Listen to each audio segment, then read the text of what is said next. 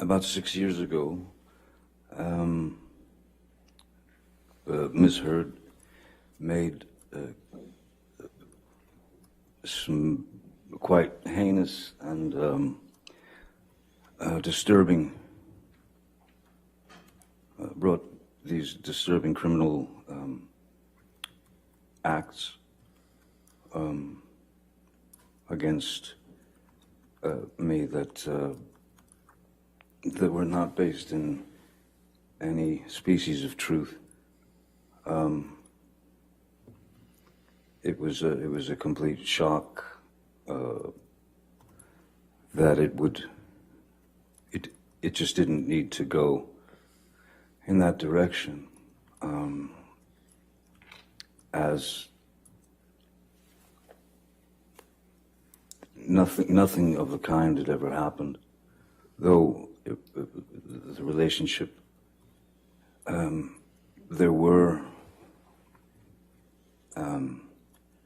arguments and things of that nature, but never did I myself reach the point of striking Ms. Heard in any way, nor have I ever struck any woman in my life. And so at the time, because the news of this, her accusations had sort of permeated the industry and then made its way through media and social media, became quite a global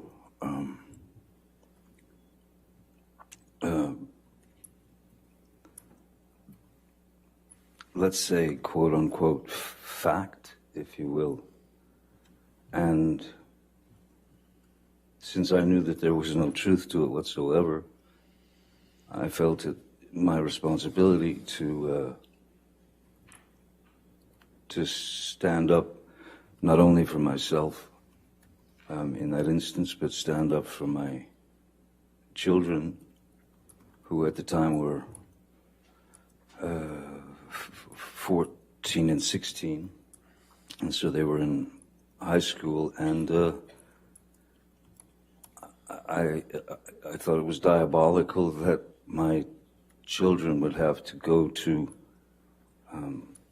school and have their friends or people in the school approach them with the infamous People magazine cover with Ms. Heard with a dark bruise on her face. And then it just kept,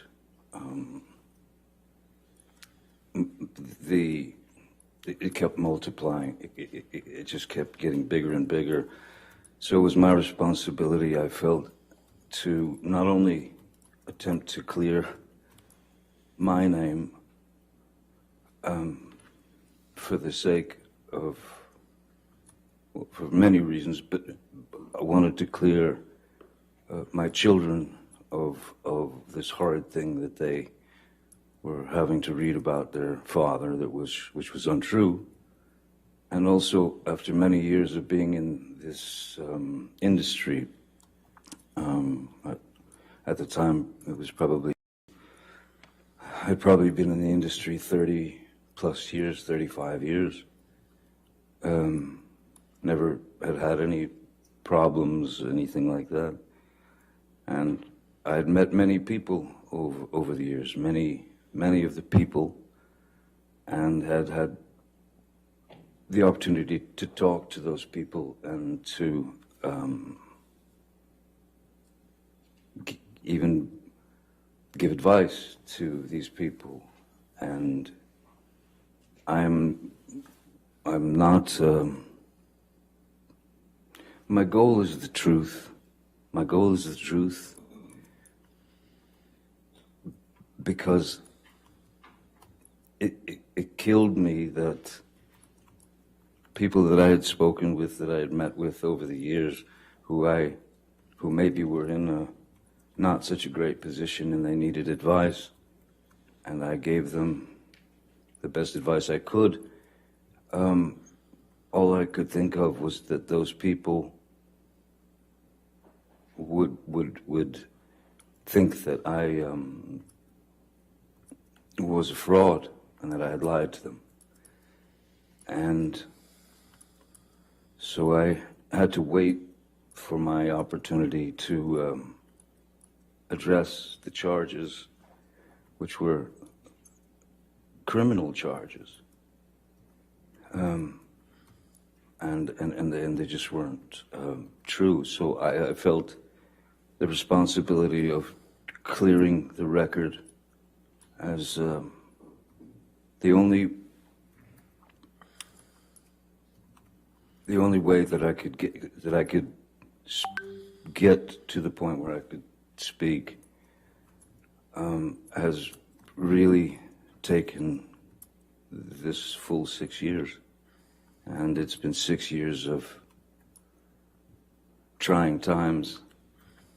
It's very strange when one day you're Cinderella, so to speak, and then in 0.6 seconds you're Quasimodo. And I didn't deserve that, nor did my children, nor did the people who have believed in me for all these years. I didn't want any of those people to believe that I had done them wrong or lied to them or that I was a fraud. I pride myself on honesty. I pride myself on truth. Truth is the only thing I'm interested in. Other lies will get you nowhere, but lies build upon lies and build upon lies. It's too much to cover.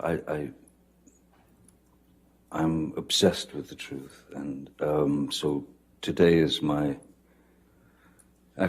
first opportunity that I've been able to speak about this case in full for the first time. Mr. Depp, how do you feel about the intimate details of your life being aired in this process?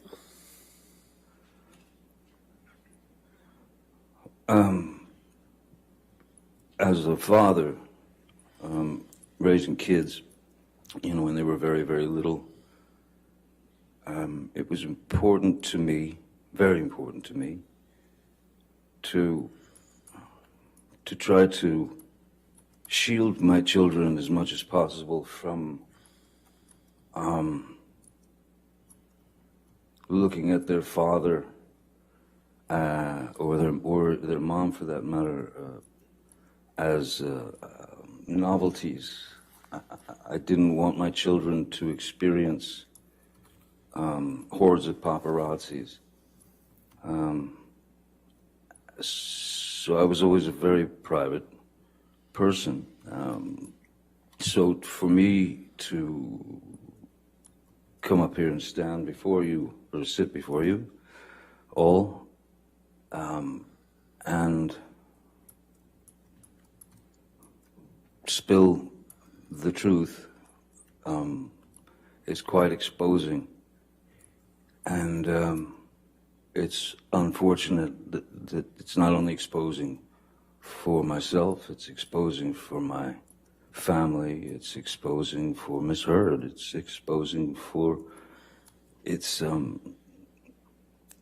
never had to go in this direction.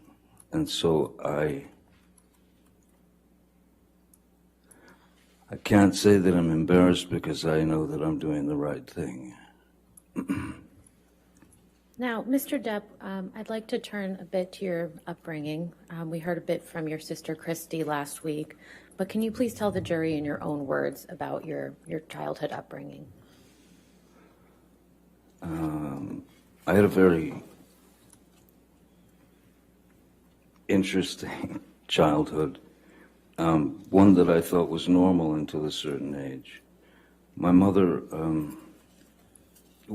I was born in Kentucky, and then we moved, in which we moved around quite a lot when I was a kid. So you were always just, my mom had this, her feet were on fire and she had to move, so we moved constantly.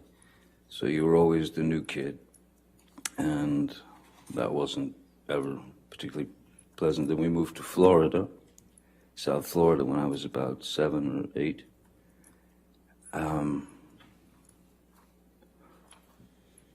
And again, moved several times. But my mother was quite unpredictable. She was very unpredictable. She was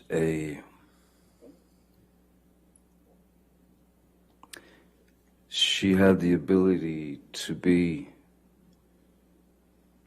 as cruel as anyone can be with all of us. That is to say, my sister Christy and my brother Danny and my sister Debbie, and also my father. So, essentially, she could become quite violent, and she was quite violent, and she was quite cruel, and though there was physical abuse, certainly, which could be in the form of an ashtray being flung at you, it hits you in the head, or you'd get beat with a high heel shoe or a telephone or whatever's handy. So in our house,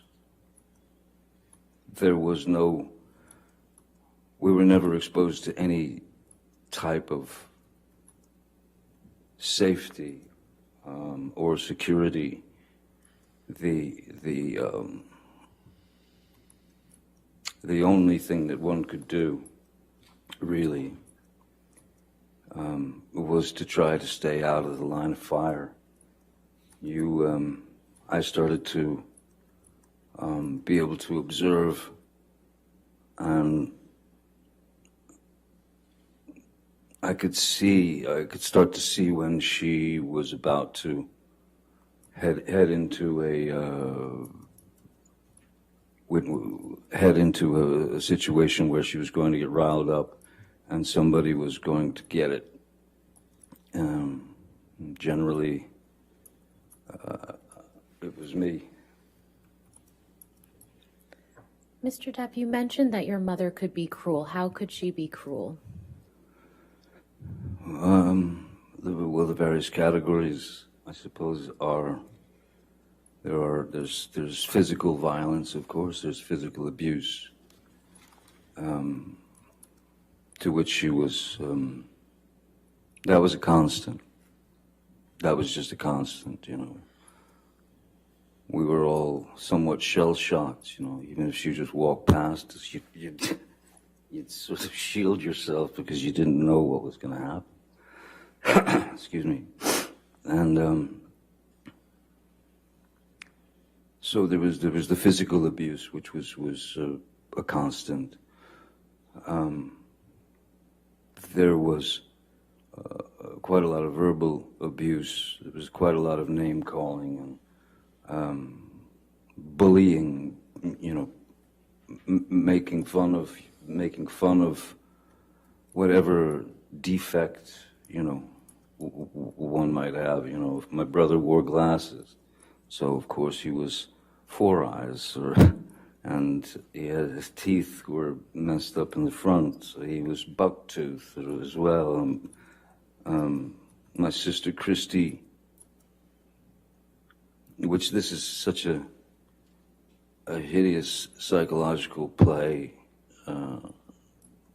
My father's parents were quite refined. My mother comes from Eastern Kentucky, which is where you grow up in shacks and hollers, you know. And my mother despised my father's parents, and my grandmother's name was Violet, and every now and again you would hear my mother just scream across the house, "Come here, Violet, get in here, Violet." And Christy, my sister, knew very well that that was a deep cut, psychologically, emotionally. But we had to take it. I mean, you just had to take the pain. I was born with a very strange, it was a very rare thing in my eye, as the back of the lens is spherical. Normally, is spherical. So in this eye, it isn't normal. This eye, I was born with a more conical lens, so my brain never learned to see out of my left eye, and they noticed when I was about 3, 4, that I had a lazy eye, a wandering eye, and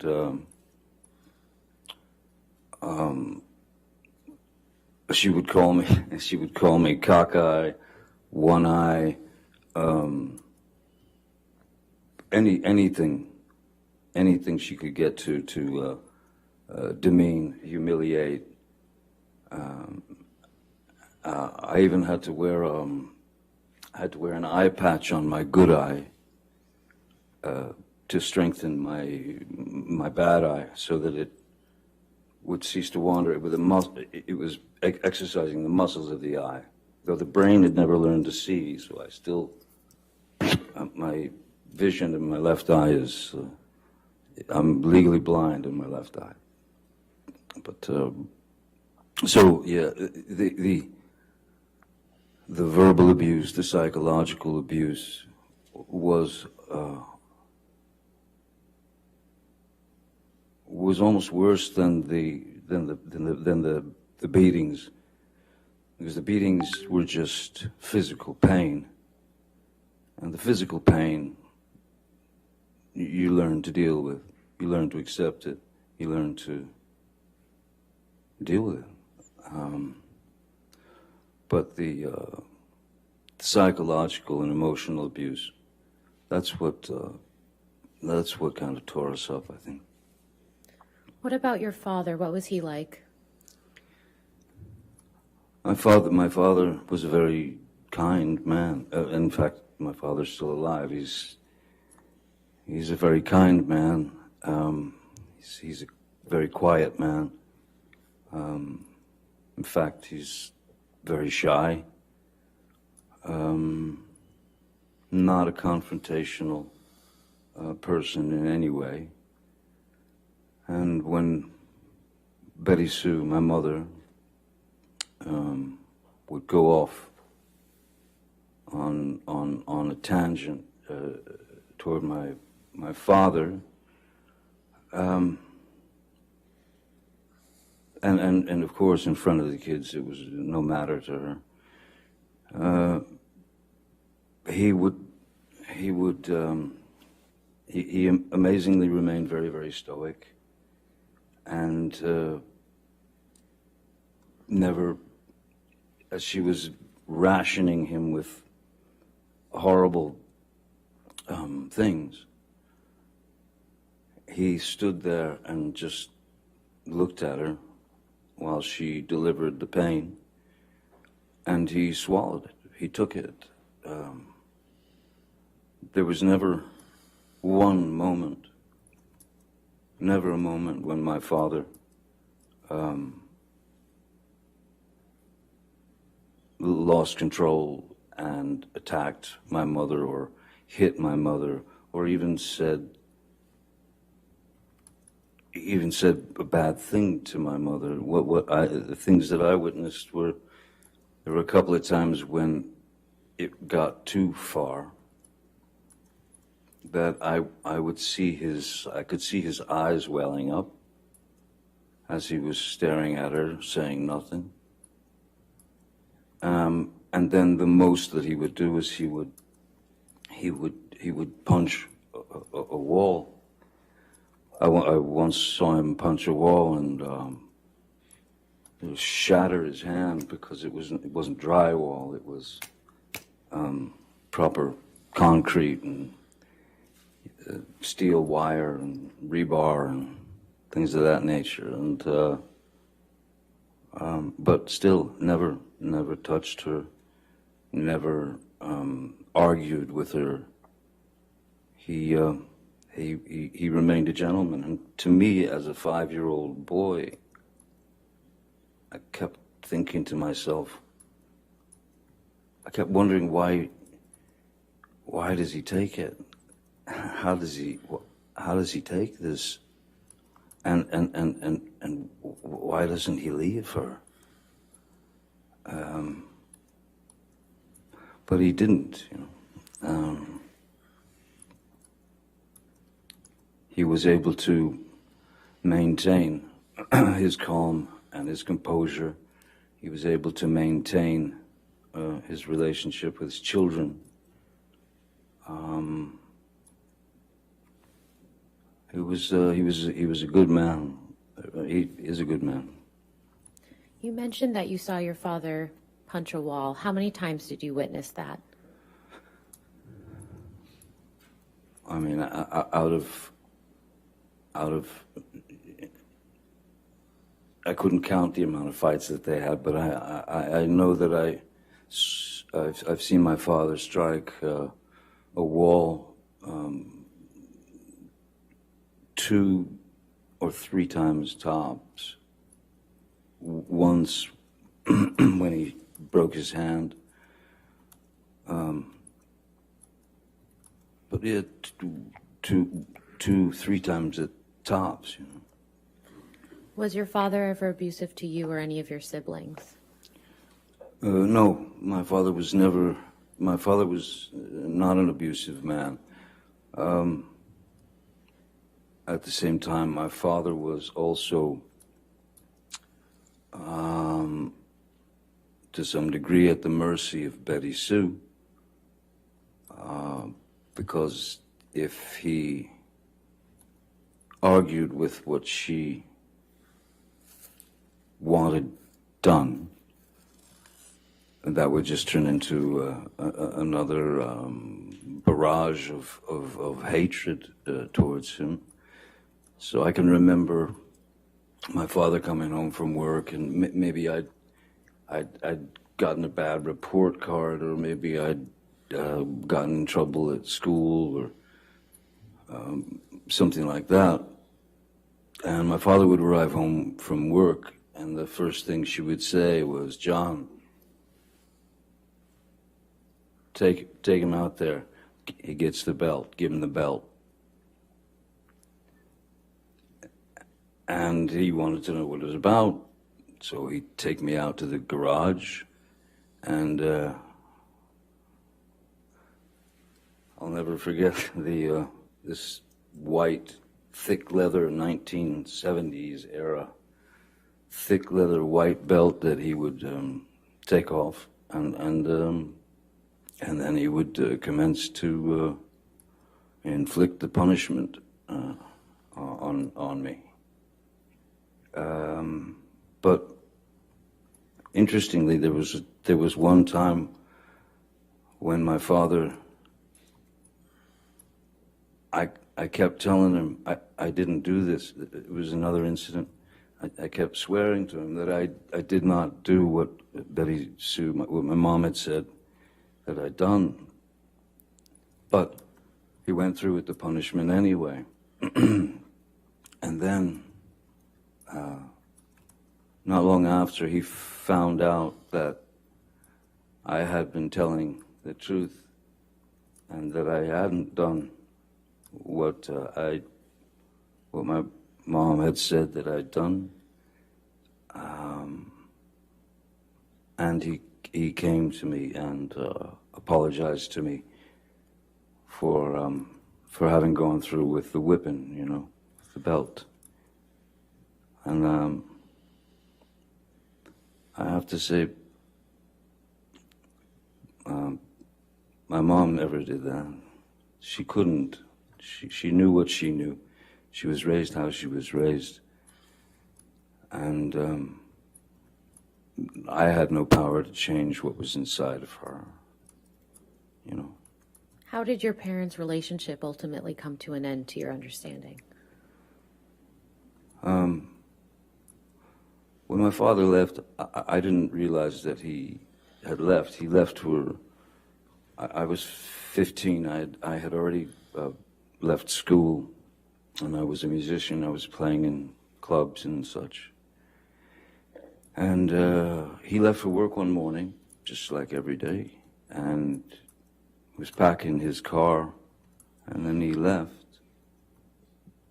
And then hours later, my mom, Betty Sue, came home from work. It was about 3:30 in the afternoon.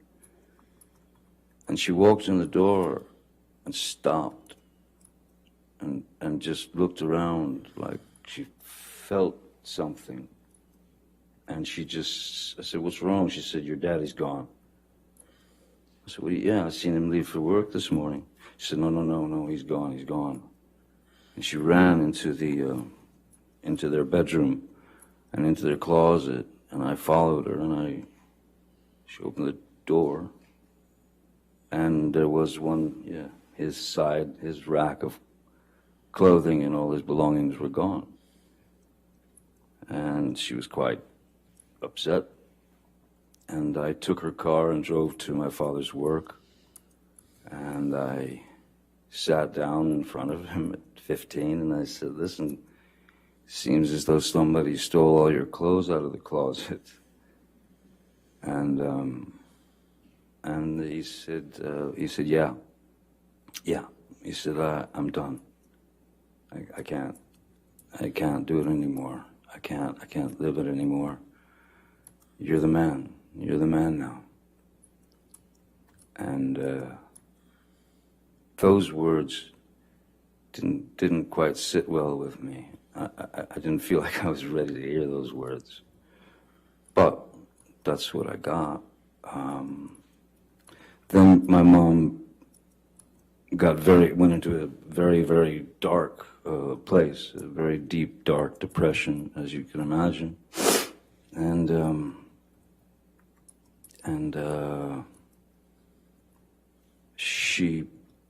one afternoon I woke up, I'd fallen asleep, and I woke up and walked out into the living room, and I saw my mother, very feebly, and like almost, it was like a slow motion crawl. If I could stand up, I could show you just what I saw. Do you mind? No, you can stand up. Thank you. I saw my mother,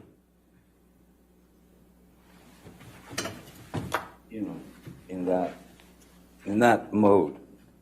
So instantly, I knew that something was dreadfully wrong, and there was drool coming out of her mouth. And as I was about to run and call, the front door busted open, and my uncle and two paramedics came in and threw her on the gurney and whisked her out of the house to get her to the hospital to pump her stomach. She had swallowed a multitude of pills to try to take herself out, to try to commit suicide. And when she got out of the hospital, she she was a small firecracker of a woman. She was about 5'2". But when she got out of the hospital, the depression was so deep. She was down to, like, she lived on the couch and she weighed about 70 pounds. And that, all that imagery spun into my head at that time, that I thought that was in my head at the time, I thought that that was a cowardly way for my father to have left. And I was deeply upset by that. Until my father and I had a conversation years later where I asked him what really happened, how did it happen when I was older, and he told me the story. Your Honor, may we approach? Sure.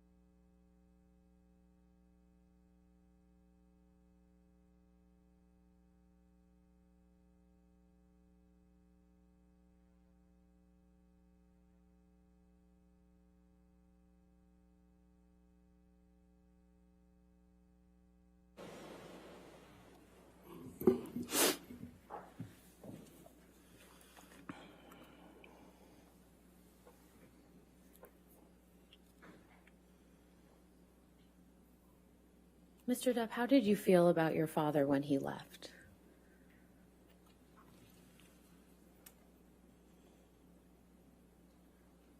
I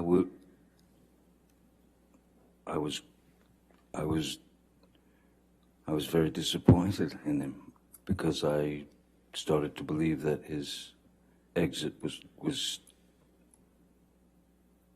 sneaky, cowardly.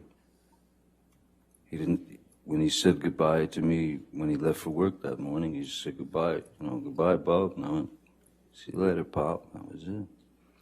Until I learned the truth from him.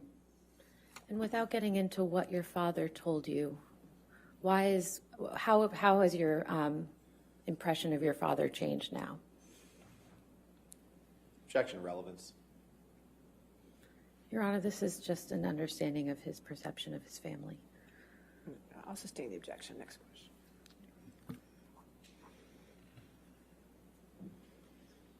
Mr. Depp, what have you learned from your experience in your childhood and observing your father in your childhood?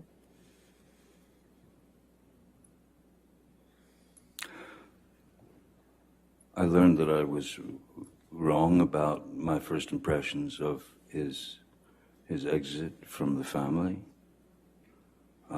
Very wrong. And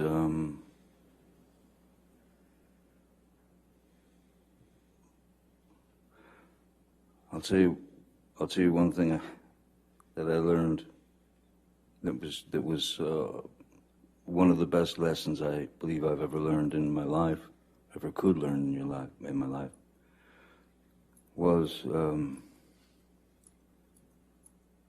based on my experiences as a child and what I'd seen and experienced. I knew exactly how to raise children when my girl Vanessa got pregnant.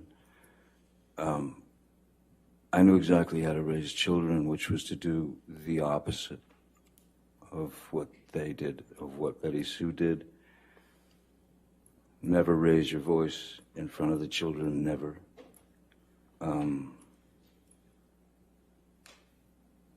Screaming out the word no to them. I never wanted to tell my kids no. I wanted to tell them that I wanted to show them that there were options. You don't have to stick the coat hanger in the electrical socket. You know, saying no is an abrupt thing, but to talk to them and say, if you understand the repercussions of something, then you won't go there. So maybe think about this as opposed to this. Give this some thought, you know. But that will clearly, that could kill you. So I would ease them away from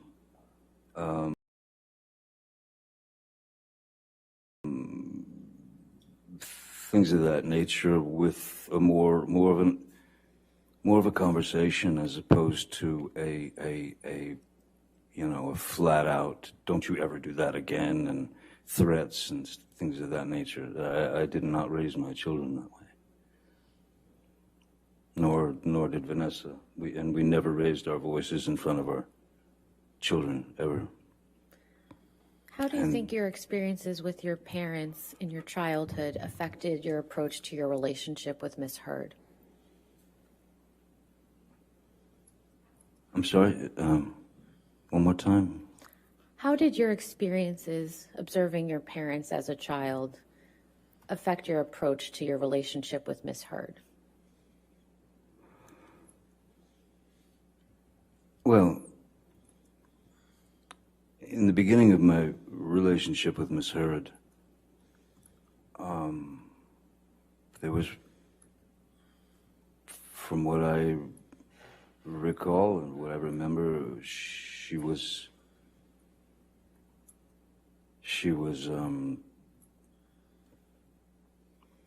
it was as if she was too good to be true. She was attentive, she was loving, she was smart, she was kind, she was funny, she was understanding, and we had many things in common, certain blues music and, well, music, literature, things of that nature. So for that year or year and a half, it was amazing. There were a couple of things that, I don't know, stuck in my head that I noticed that I thought might be a little bit of a dilemma at some point. For example, if I worked quite a lot, and when I would come home from work, I would come in the house or the hotel, and she would sit me down on the couch and give me a glass of wine and take my boots off, set them to the side, and I'd never experienced anything like that in my life. I just never thought I just never experienced that before. And it became a regular thing that she did, this kind of routine. And I remember one night I came home from work, and I think she was on the phone or something, or busy. She was doing something, and so I sat down on the couch and I took my boots off, and suddenly Miss Heard approached with this look on her face that she just said, "What did you just do? What did you do?" I said, "What do you mean?" "You took your boots off." I said, "Yeah, yes, I did. You were busy, you know." No, that's my job. That's what I do. You don't do that. I do that. okay, all right then. And then she said, let me get you a glass of wine. And she brought me the glass of wine. But I did take pause, of course, at the fact that she was visibly shaken or upset that I had broken her rules of routine.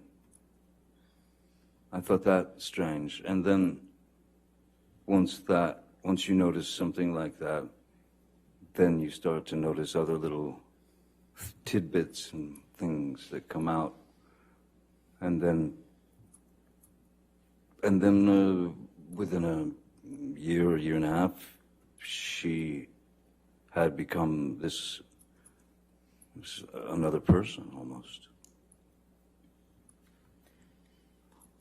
Mr. Depp, we're going to talk about Miss Heard in a couple minutes, but I'd like to first talk about your career in Hollywood. And so could you please tell the jury how you ended up acting in the first place? I ended up acting by accident. I was a musician, and I'd moved out to Los Angeles with my band when I was 20 years old.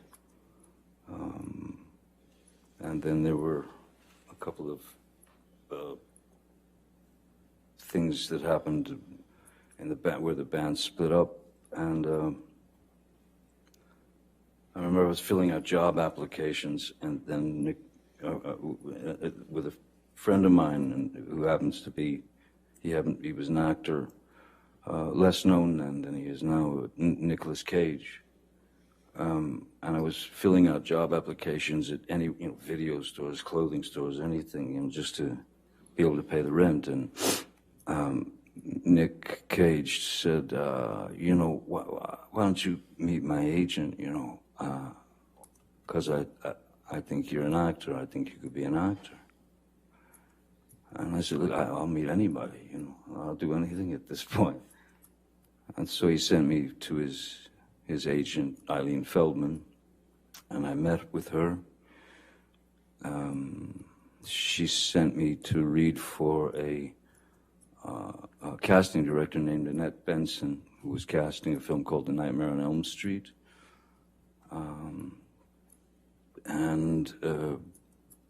They brought me back to read for the director, Wes Craven, and I read for Wes Craven and somehow got the job. But I mean, I was by no means an actor. I didn't have any desire to be an actor. I was a musician. But the fact that these people were going to pay me what I found to be a ludicrous sum of money, which was it was kind of the SAG minimum. It was $1,284 a week, which I'd never seen that kind of dough before in my life. And so I suddenly, and then I did some other couple of dumb movies because I still, in my mind, I was a musician, and this was just a way to pay the rent, pay the bills, live. Then suddenly I found myself on that road. I had been placed on that road as an actor, and then one thing led to another, from film to film, and then I was cast in a TV series called 21 Jump Street when I was 22, I believe. Mr. Depp, between the time that you were cast in Nightmare on Elm Street and you were cast in 21 Jump Street, how did you enjoy acting during that time? It was foreign to me. But I didn't have any great ambition to be an actor. I'm a naturally, normally, I've always been quite a shy person. I've always been quite introverted. And so there was a very strange metamorphosis from being one of four, that is to say, one of four in a band where you have this fraternity or this brotherhood, and you're out there fighting the world together to try to get that record deal or whatever you're looking for. And when I got on this series and my life started to change in various ways, that is to say that people started to, you go into a restaurant and you'd see people whispering and pointing and all that. I was very uncomfortable with it. I was very uncomfortable with it, and I didn't like it. Just because I never wanted to be the lead singer and the guy out front and will get all the attention, and I didn't. So suddenly I was on my own, and I was having to deal with this newfound sort of notoriety, and it was odd. It was very odd, and it was. Yeah, it was a very uncomfortable thing. I mean, I don't think it's anything that one can get used to. I'm still not used to it now, which I'm actually glad that I'm not used to it. Because if I were, I don't think I'd be the same person that I am. Mr. Depp, did there come a time when you became passionate about acting? Once I realized that that's the road that I was on, and that any attempt at going back to music would be it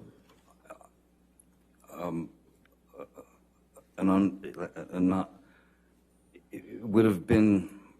I hated the idea that since the television series had come out and I'd been exposed as this character or this actor, I had to realize in my own mind and heart that there was no going back to music, because I didn't want to, I didn't want to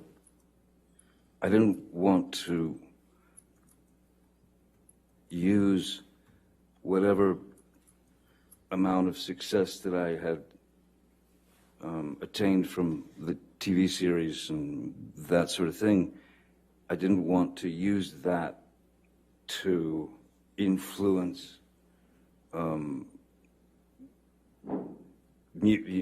some career in music. I had far too much respect for music than to just become what they wanted me to become, which was a teen idol or a teeny, that sort of thing. I fought that with everything in my being. So once I realized that music was no longer an option, then I began to study at various places. The Loft Studio, which is now long gone. In Los Angeles, I studied with some other teachers, Saunders Seacat. I read all the books that you could read, and all that was great, but you realize that the only way to learn, or the only way to learn how to, it's not act necessarily, the only way to learn how to react and behave, because it's just behavior and it's reaction, was to do it. It's on the job training, it's trial by fire. So I did my best to work up my own approach towards a character and such. And what were a couple of the first few projects that you worked on where you were really able to implement that approach? I would say I would say that the first film that I had done that I really took, where I really felt, okay, I've done the work, I know what I need to do. I would say that where I considered myself an actor, I suppose, was when Oliver Stone cast me in Platoon in 1986. How did you come to be cast in Pirates of the Caribbean? Well, that's many years later, but I had been Disney had offered me a film called Hidalgo, when it was about a man and his horse in the desert and stuff, and I read the screenplay, and I just didn't think it was for me. But I wanted to have a meeting with them because at that point I had a 2-year-old, two and a half year old daughter, and so, or 3, and for 3 years I watched nothing but animated films, cartoons from Tex Avery to Bugs Bunny to that was all I watched with my little girl, and I received the screenplay for Pirates, and it was I somehow in my mind I saw this opportunity, like a way to mesh characters like cartoon characters. For example, Wile E. Coyote gets a boulder dropped on his head, and he's completely crushed. But they cut to the next scene, and he's just got a little bandage on his head. So I started thinking about the parameters that were available to cartoon characters, and if they were available to cartoon characters, and nobody ever asked a question, whether you were 5 or 95, you didn't ask a question. Oh, Wile E. Coyote, of course he's still alive. So I tried to incorporate these kind of ideas into the character of Captain Jack Sparrow, so that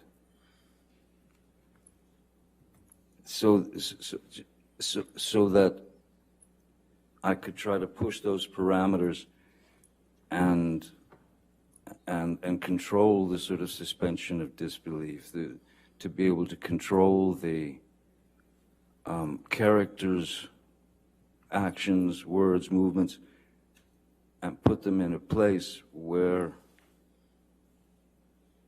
the things that he would do or say were so either ludicrous or mainly something that also something the cartoon characters can get away with things we can't. Captain Jack Sparrow can do things that I could never do. He could say things that I could never say. So it was for me a way to stretch the parameters of a character and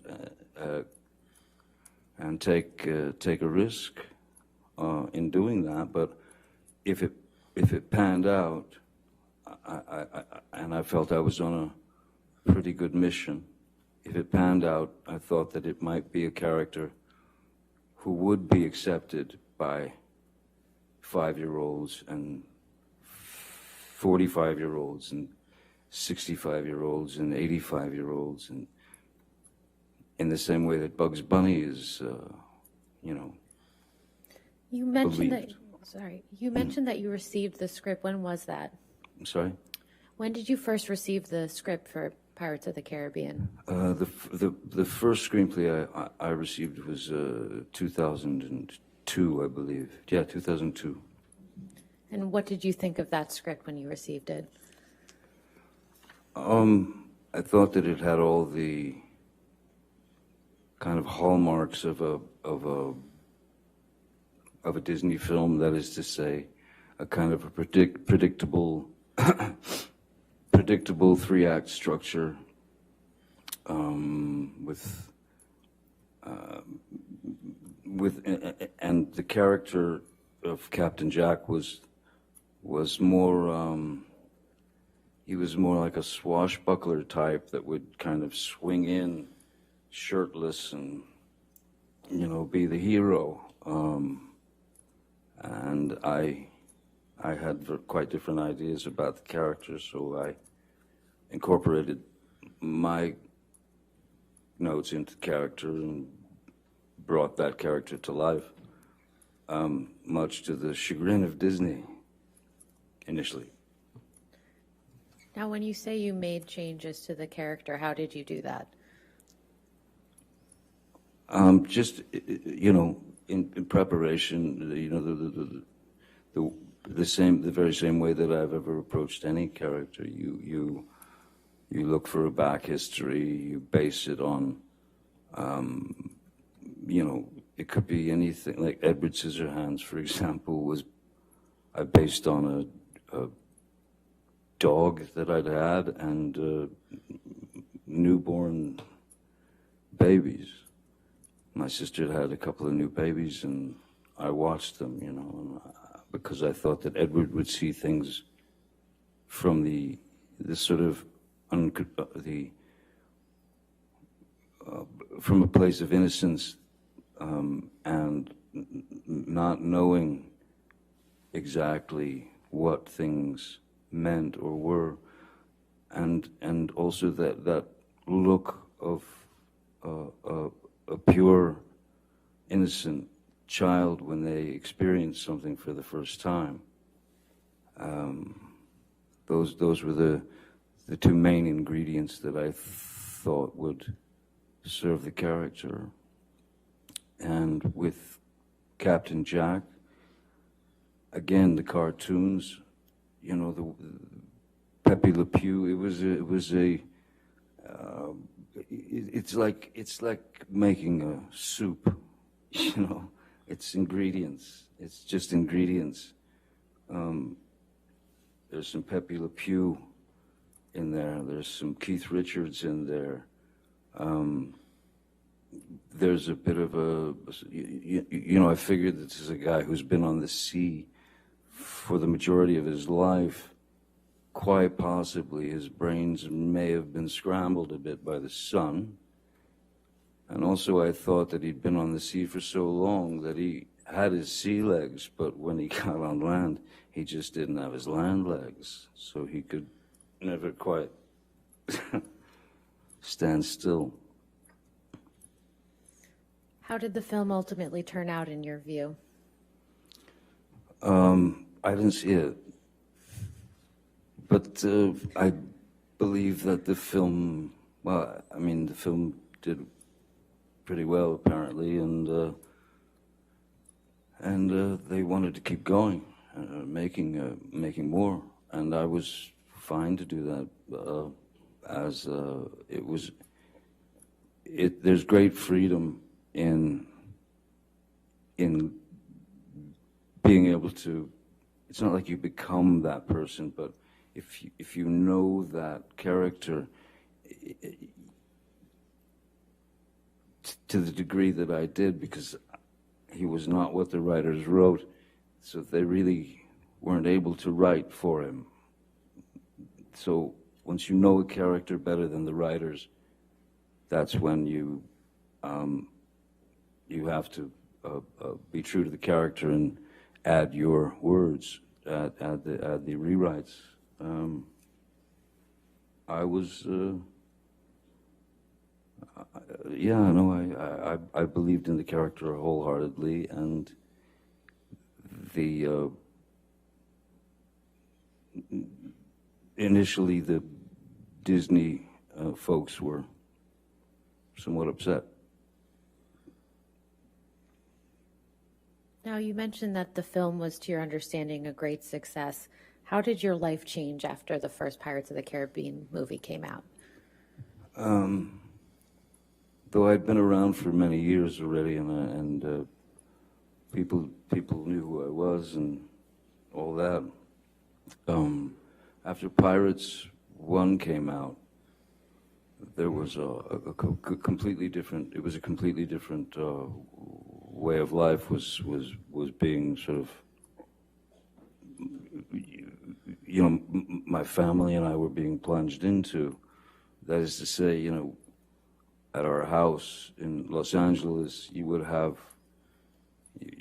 people trying to climb the gates to get into see Captain Jack Sparrow. You would have people trying to bust in the gates dressed as Captain Jack Sparrow. You would have and follow you and your family. So that was the moment when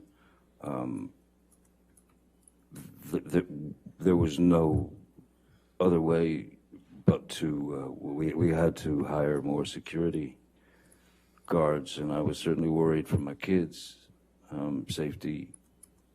And so then that's when instead of just the one guy, there became several security people, because I wanted to make sure that my kids were safe when they went to school, or when they went to Disneyland, or when they went to the mall or whatever. So yes, more security, and then just getting followed, by hordes of paparazzi and things like that. It's I've had worse jobs, certainly. I can't complain about it, but after a while you realize that anonymity has left the building a long time ago. Anonymity's gone, and that's an odd thing to deal with. When you you can't just drive down to the diner and get a cup of coffee or something. It's not possible. It turns into something else altogether. So it's acceptance, and of course there's a bit of sacrifice involved. I can't complain about the work that I've been given. I can't complain about any of that. I have no right to. But it does make you have to think very creatively when you've got little kids about how to take them to the park, or to the swings, or to the this or that, or movie, or it becomes a strategic mission, and that's what happened after Pirates. Now, you mentioned your family. Who did your family consist of at that time? Vanessa Paradis, the mother of my children, who we were together for 14, 15 years. Myself, our daughter Lily Rose, and our boy Jack. Now, you mentioned hiring more security. Did you already have a security team at the time that Pirates of the Caribbean came out? Yes, because there'd been more films prior to that. I mean, a number of films prior to that. So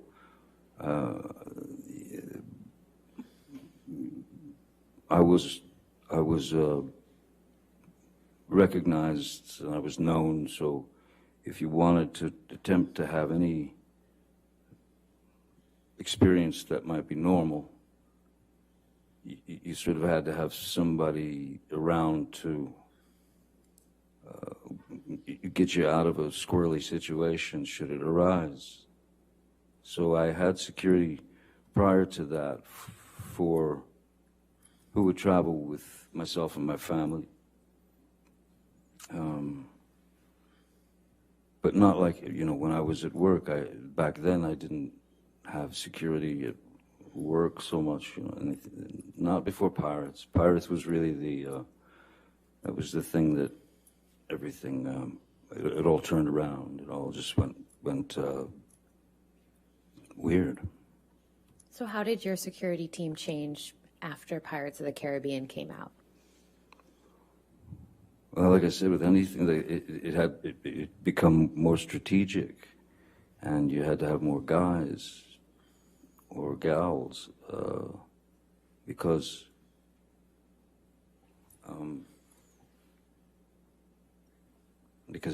if Vanessa, for example, she worked in France quite a lot, and if she was in France, and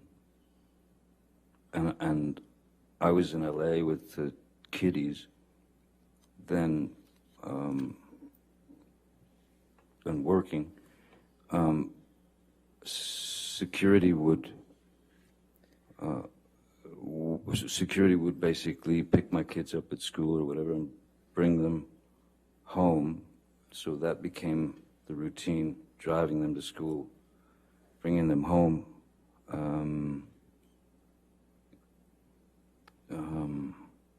So yeah, and then if I went somewhere, it just, the security guards kind of multiplied because you needed to protect your street, your house, your kids.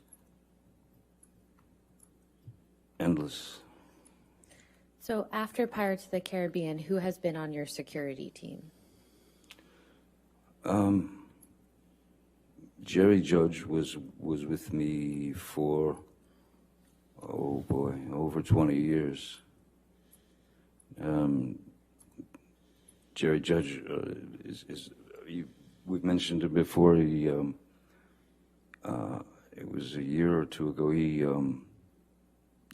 Jerry would go on film sets with me. He would do reconnaissance missions. That is to say, he would go to a country before we would go there, make sure all the hotel rooms were all taken care of and such. Or when I went on tour with, say, the Hollywood Vampires, which is a band that I played with, he would come on the road with me with another security guard. So there was Jerry Judge, there was Malcolm Connolly, who's been with me for 20 years or more, Leonard Damian, Sean Bett, Travis McGivern, Mark Gibbs. I mean,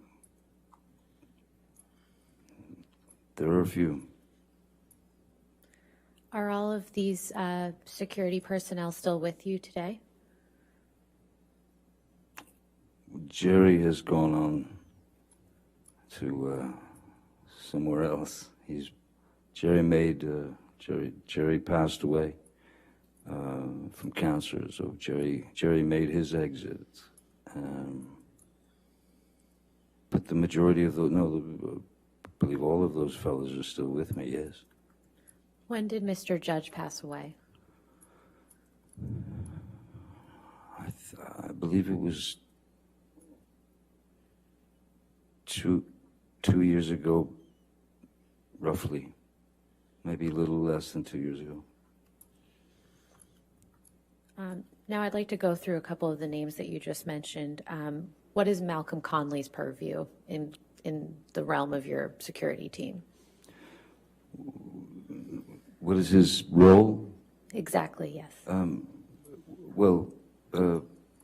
Now that Jerry and Malcolm had worked together for a very long time, So I'd met Malcolm through Jerry.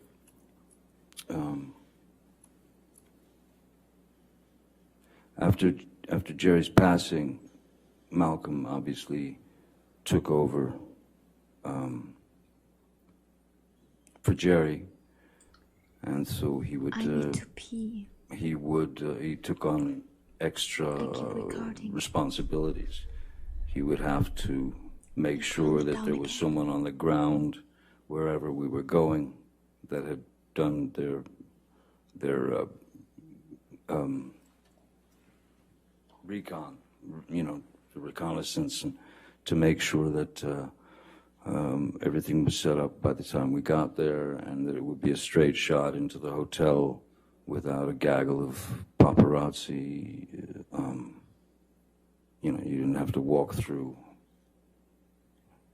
50 screaming, hollering photographers. So you'd go in through a garage door and through a slippery kitchen, and then you were taken to your room where you stayed. When did Malcolm Conley join your team? Malcolm had joined. Jerry brought him on, so Malcolm has been with me for over 20 years now. And in those 20 years, how often have you physically been present with Malcolm? With Malcolm? Yes. Endless, countless, all over the world. Everywhere. Los Angeles, Japan, Serbia, films, tour. Malcolm was my, he when we were on the Vampires tour in Europe, throughout Europe, and Malcolm was on the bus with me. We lived on the bus together, basically. How often is Malcolm in LA with you? It depends if there's or if there was a larger premiere, where where it had to be worked out so that it didn't turn into a chaotic or dangerous event, because sometimes between you and the people there are these barriers, and sometimes the professional photographers or the professional autograph people will surge forward, and in the front rows of behind these barriers, you have little kids and older women and older men, and so when the professionals would surge forward, these people would start getting kind of crushed against this metal deterrent, and that was the most worrisome thing when you're at a premiere and there are thousands and thousands of people there, and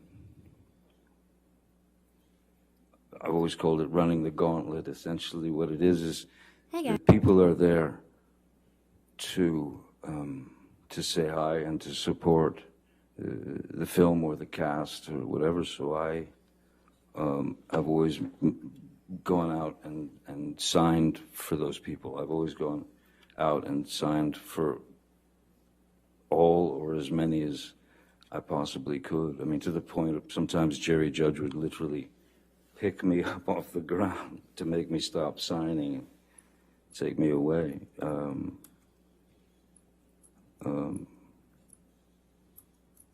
So, yeah, it was those kind of things. Again, you don't really get used to that,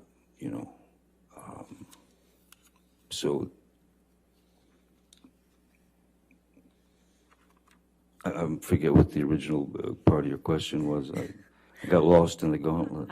I'll move on. What about Sean Bett? How long is... You want to go ahead and take a break now? Would that be okay for That's afternoon break? fine. That's Let's- fine. Why don't we go ahead and do that? Ladies and gentlemen, we'll go ahead and take our afternoon break. Please we'll take 15 minutes. Do not discuss the case and do not do any outside research, okay? Thank you.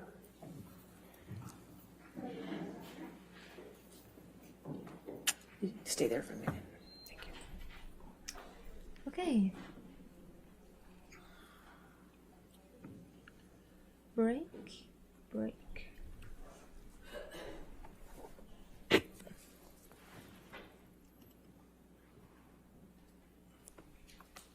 All right. So just a reminder, since you're on the witness stand now, you cannot discuss your testimony with anybody to include your attorneys, okay? All right. And let's come back. I guess we can come back at 3:35. Is that okay for everybody? Okay, we'll take recess. Thank you. Aber ja, stimmt, was hier steht, 100 Pro. Also, Environment und so ist wichtig.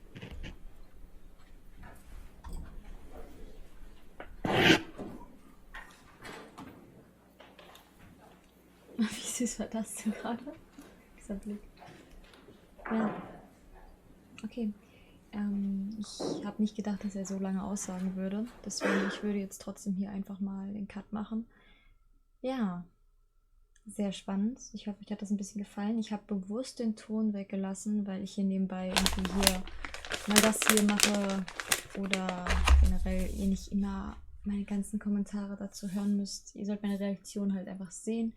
Und außerdem ist das auch nicht nur für euch, ehrlich gesagt, sondern auch für mich, dass ich das später noch angucken kann. Aber ich dachte mir so, als ich Aufnahme gestartet habe, wieso nicht für alle es sichtbar machen? Weil ich teile sehr gerne, dass ich diesen Menschen unterstütze. Ich finde ihn unglaublich sympathisch auf so vielen Ebenen und ich finde, er hat es einfach verdient, dass er alle Unterstützung bekommt, die irgendwie möglich ist. Ja, wir sehen uns bald wieder. Bye.